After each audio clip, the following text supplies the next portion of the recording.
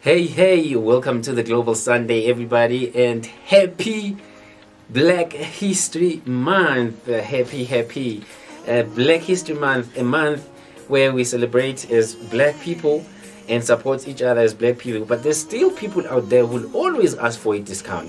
So please, black people, if you can stop that, asking a discount from black people's businesses, I think I would really appreciate that because it happens to me a number of times. Welcome to the Global Sunday, and once again, happy Black History Month. Let me quickly tell you what's going to happen today. What do we have for you today? We have an interview with Mr. Kuzwayo. He's going to be talking about African background and African history, the fundamental of Ubuntu. If you don't know Ubuntu, Mr. Kuzwayo is going to be telling you today. We have a motivation from Miss Classic. Yes, she's going to be talking about music, live recording. We have also the news updates from Mr. Ken Laden. We also have the entertainment news, which is going to be my lovely segment. And then we learn isiZulu. And then a man who makes meat from feathers, from chicken feathers. That's what we're going to be talking about later on. I'm going to be showing you this guy, and I really hope you guys will enjoy. But let me talk to you when I come back right now. Lungani Kwala, aka Chocolate Kid Leo. I'll be right back. That will be interesting, actually. That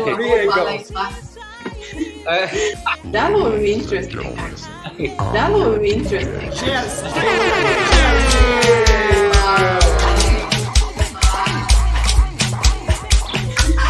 That will be interesting. That will be interesting. That will be interesting. That will be interesting. Cheers.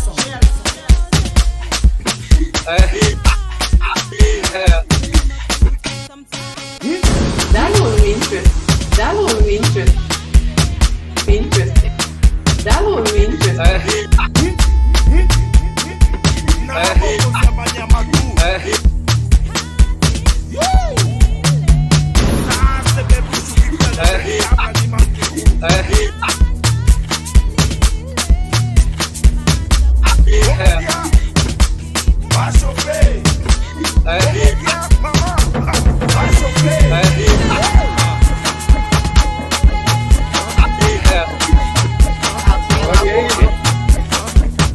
That will be interesting, actually. Yeah, let's talk about entertainment news. Well, let's talk about the schoolmate. The schoolmate, you know him from our previous interview. The schoolmate has a newborn baby. He just got a newborn baby. Congratulations to you, the schoolmate. He's now famous, and then he decided to make a copy of him, which I do not blame him. I don't blame him at all.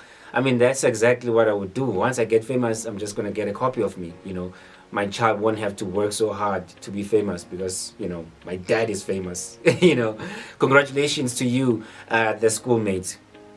And next we have Swift Bigo, a guy who stole my music video, a guy who is a huge hustler. This guy is hustling. You know him from the Global Sunday also. He's released a new single called Piki Piki. It reminds me when I was young. Piki Piki Mapelani. Oh man, he's so amazing. He's released a new music video. Go and check the song out. The music video is out. It's really amazing. It's a love song, I think. You can find it on YouTube. Just search Swift Bigo Piki Piki. Pikipik. Pikipiki.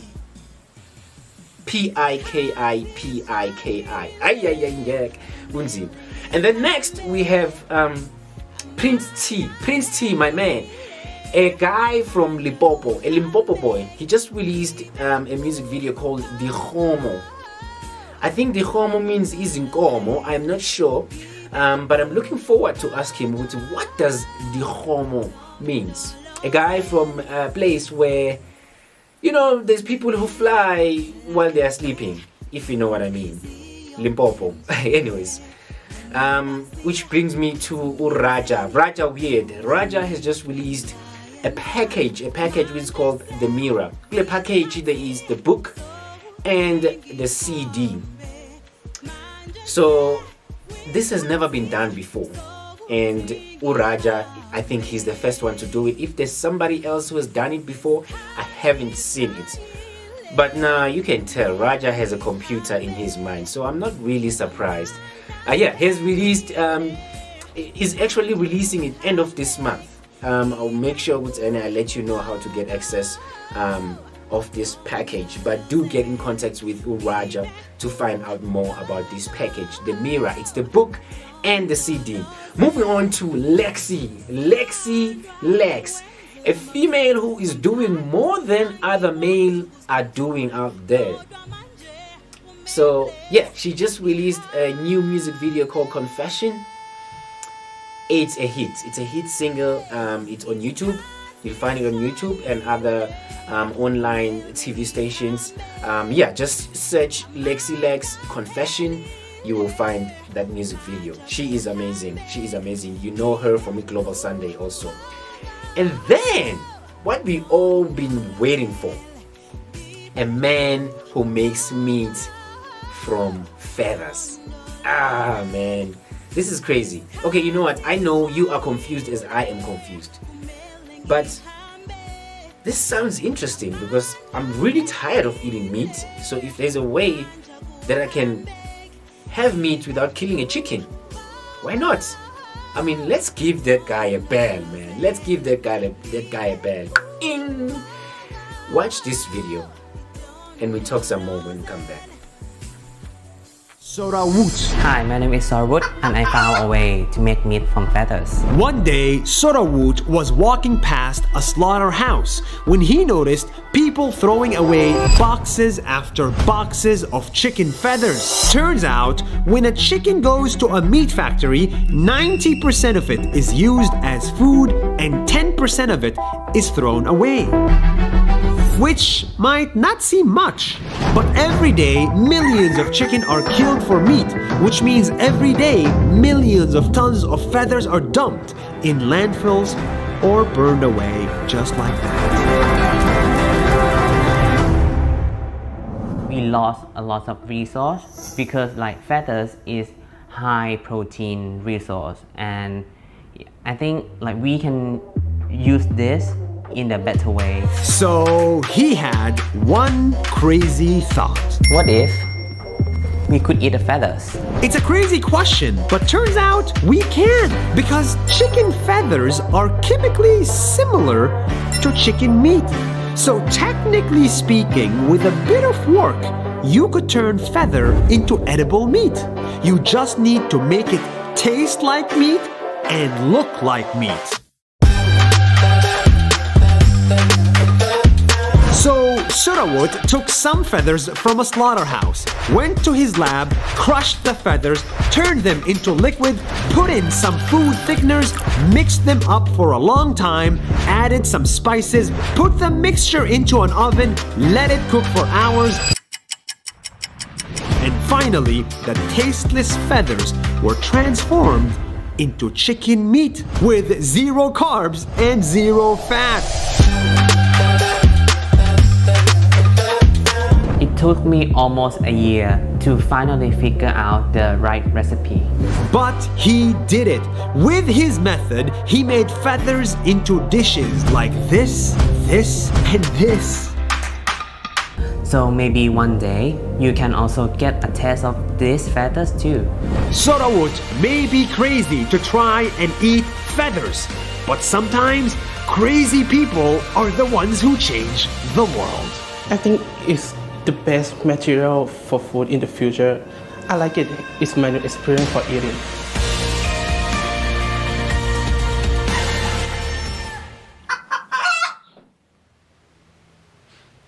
Yeah, right. That's what I'm talking about.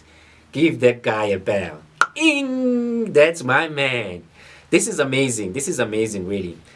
But, you know, the only problem that I have is when we take feathers away from the chicken, it's gonna be naked, Mos. It's gonna feel cold.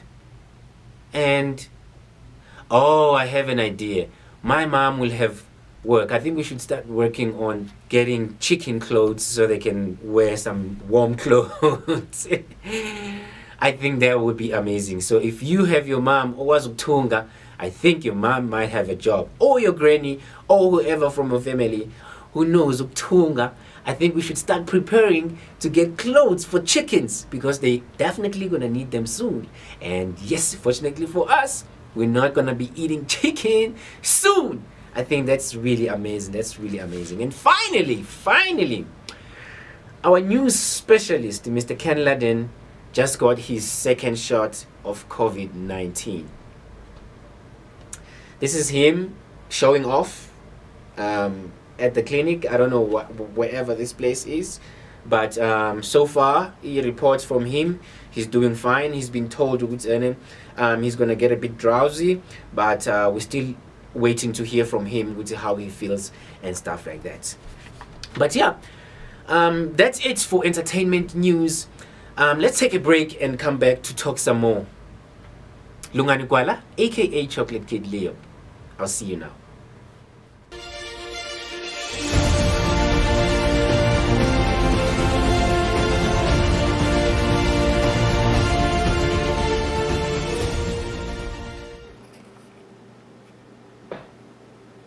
Welcome to Global Sunday News. Today is February 28th, 2021. Reporting for GSN, I'm Kenneth Ludden. In our first segment, a clip from Adaderana Studio 24 in Colombo, Sri Lanka, we look at growing military tensions and actions around the world. Joining us, we start from the United States. President Joe Biden has approved action in response to recent attacks against the United States and coalition personnel in Iraq. The U.S. military has carried out an airstrike targeting Iran-backed militias in Syria. The attack destroyed multiple facilities located at a border control point used by a number of the said groups. The Pentagon called the action an appropriate military response that was taken together with diplomatic measures, including consulting coalition partners, and said that the operation sends an unambiguous message in regards to the U.S. targeted rocket attacks by Iran that killed and injured many.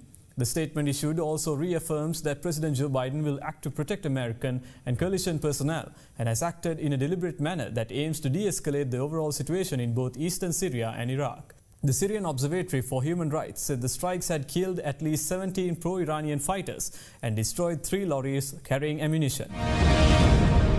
In a joint statement, India and Pakistan have announced that there will be a ceasefire to the violent Kashmir border dispute after having exchanged fire multiple times in recent months. The militaries of India and Pakistan issued a rare joint statement Thursday, saying that they had agreed to observe a ceasefire along the disputed border in Kashmir. The nuclear-armed neighbours signed a ceasefire agreement along the line of control in the Kashmir region in 2003. But the truce has frayed in recent years, and there have been mounting casualties among villagers living close to the de facto border. The joint statement said both sides agreed for strict observance of all agreements, understandings and ceasefiring along the line of control and all other sectors with effect from midnight 24th, 25th of February 2021. The return to a truce was settled by the two armies' Director Generals of Military Operations. There has been a significant increase in ceasefire violations since 2014, leading to nearly 300 civilian fatalities, according to a source in Pakistan's military. Since the start of the year, India has counted 591 violations by Pakistan. Kashmir has long been a flashpoint between the neighbours, which claim the region in full but rule only parts. But tensions were renewed after New Delhi withdrew the autonomy of Jammu and Kashmir state in August 2019 and split it into 2 federally administered territories. Politicians in Indian Kashmir said they welcomed the commitment to a return to a ceasefire, one of the few signs of cooperation in recent years between the neighbours who have fought 3 full-scale wars since gaining independence in 1947. Over to Myanmar now. Supporters of Myanmar's military, some armed with knives and clubs, others firing catapults and throwing stones, attacked opponents of the February 1st coup as protests against the new junta continued in the country's largest city. It began as a pro-military march. Thursday, hundreds streamed through downtown Yangon, a rare mass show of support for Myanmar's recent coup. Police on the sidelines as counter-protesters banged pots and pans in anger at the group. But as the crowd neared the city's central railway station, the situation turned violent. A group of junta supporters brandished knives, batons, and slingshots, clashing with bystanders who had heckled them. Witnesses reported head injuries, beatings, and stabbings. Surveillance footage from the scene shows a crowd fleeing from a man with a knife. He later appears to stab another man on the sidewalk. Police eventually broke up the fighting, and by the afternoon, anti-coup protesters had reclaimed the city center for their daily large-scale demonstrations. Thousands once again demanding civilian leaders be released and a democratic government restored. In Japan, forest fires ravaged Japanese villages for 5th consecutive day as authorities battle time to get successful evacuation attempts underway. For more on this, we have Other Than a World News special correspondent Anjali Wijeratna reporting from Fukuoka in Japan. Yes, Danidu.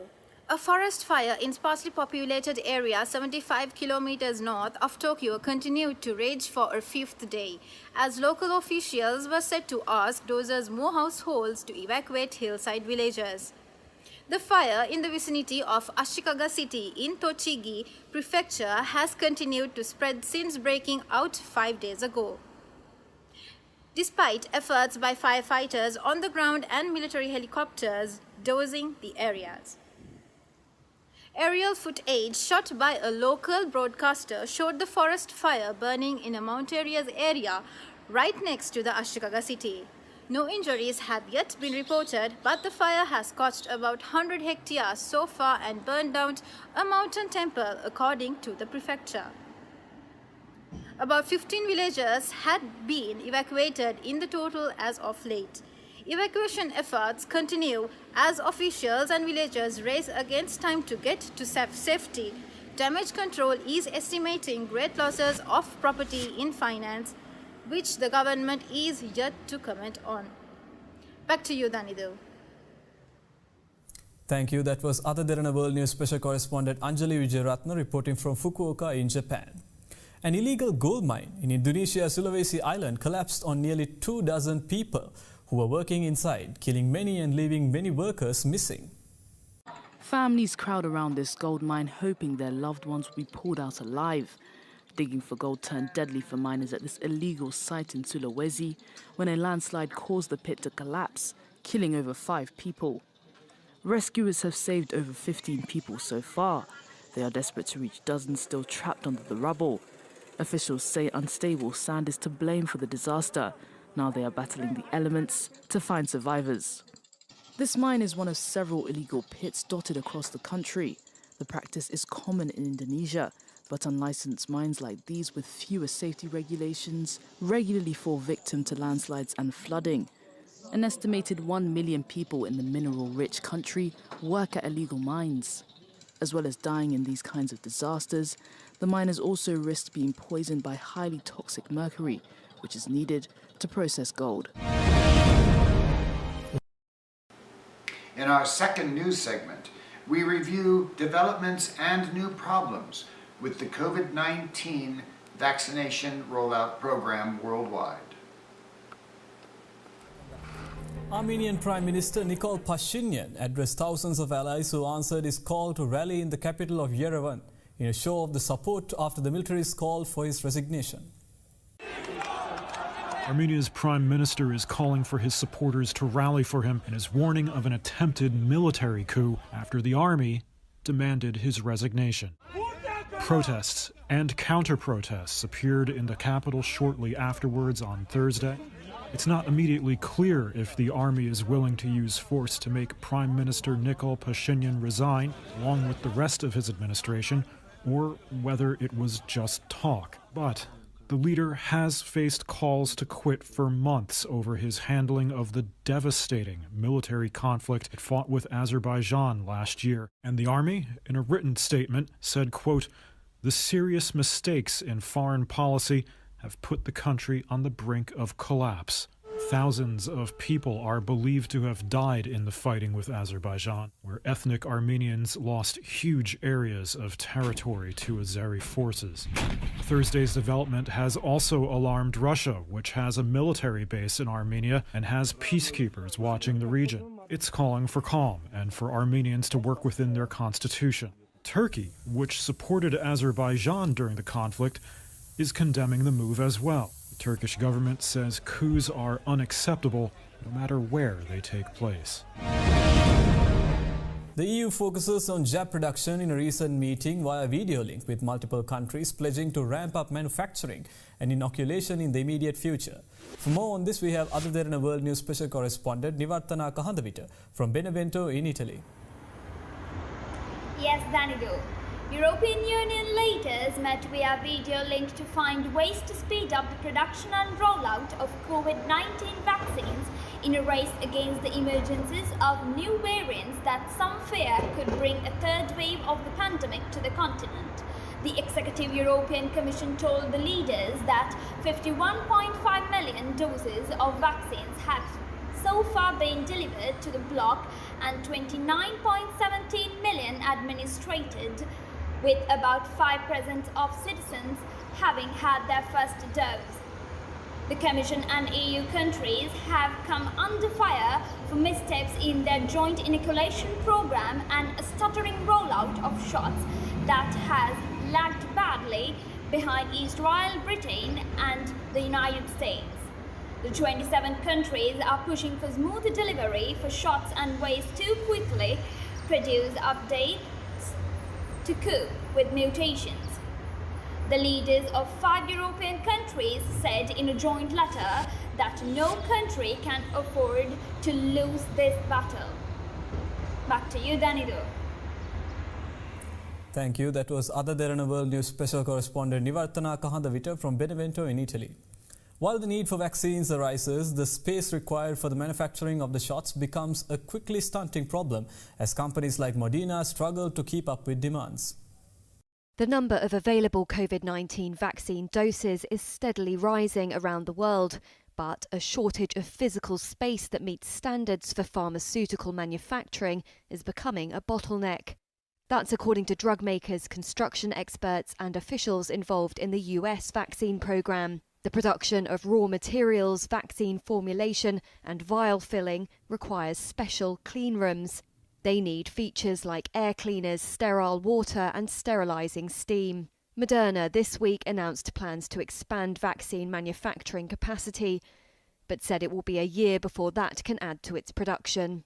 With vaccines needed for billions of people, drug makers have even had to turn to rivals to help in churning out doses, and the emergence of new variants is likely to increase the strain.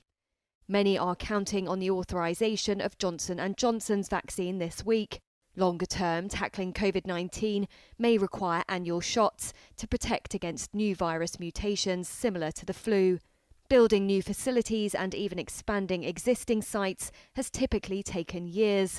During the pandemic, some projects have reportedly been completed in as little as 6 to 10 months. Emergent Biosolutions, which is making J&J and AstraZeneca vaccines for the US, says it cannot add any more equipment to facilities dedicated to those vaccines.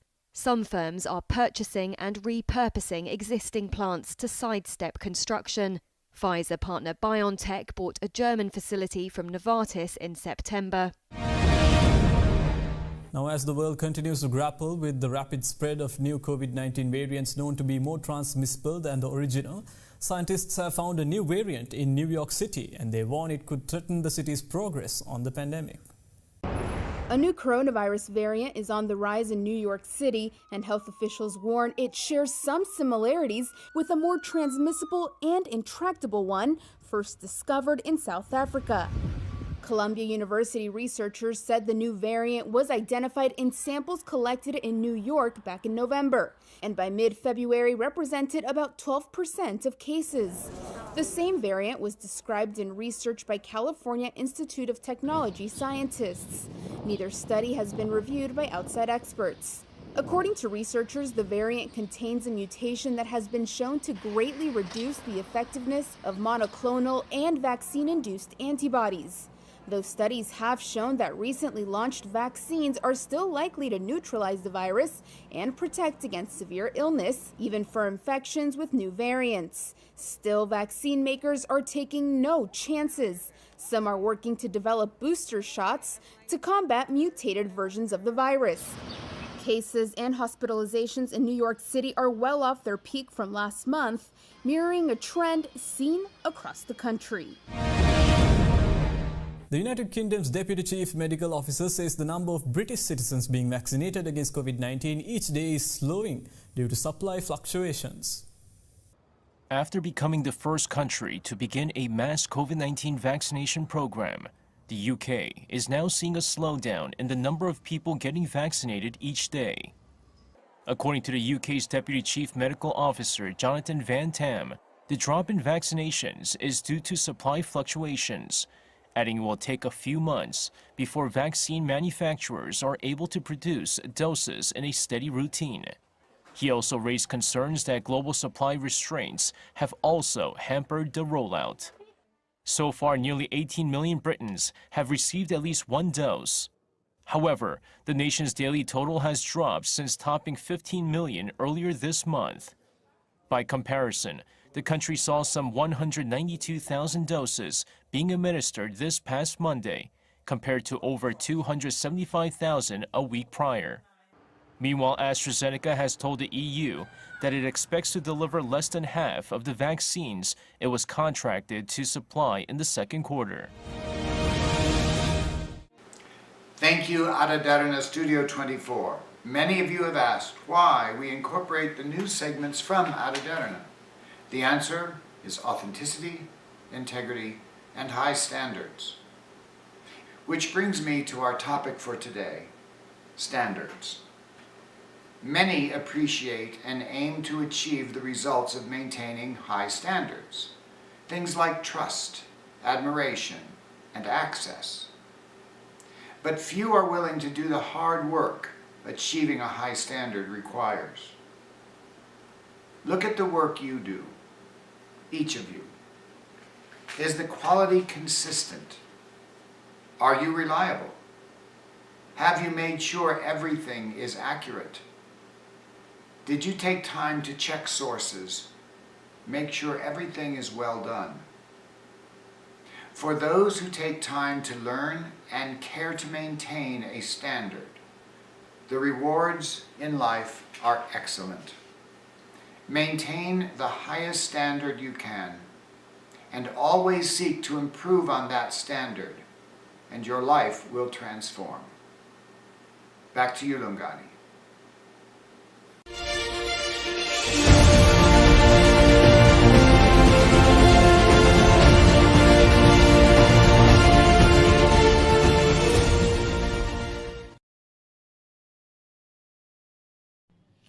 Greetings to everyone. Welcome back to the Global Sundays.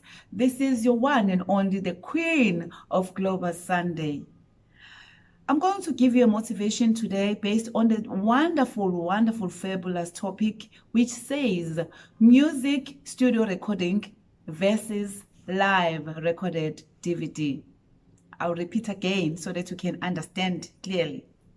Music studio recording versus live recorded DVD. Between the two, which one you think is the best one to start with? So I would like to advise you on this. Keep it audio, but visual. Keep it audio, but visual. There are 5 following questions that I would like to answer. I will ask those questions for you and then answer them as well. That is what I'm here for. So the first question is why, second is how, the third one is who, and the fourth one is where and when. So I'm going to start with the first one, which says why. Okay, why?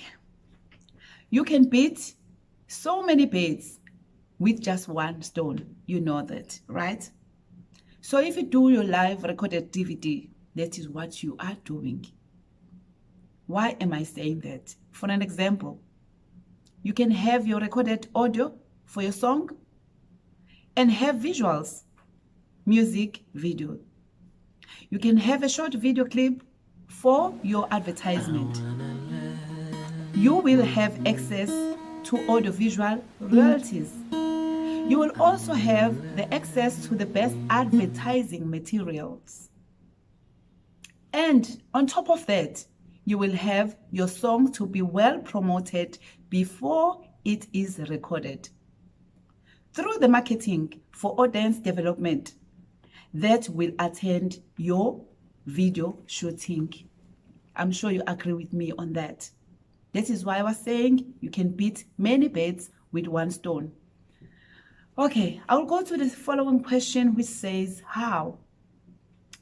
How we create a marketing strategy by doing this live recorded DVD.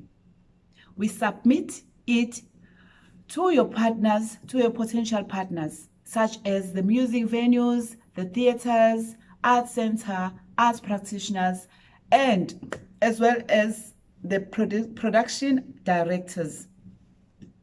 I'm adding up on that list the lighting and also the audio visuals.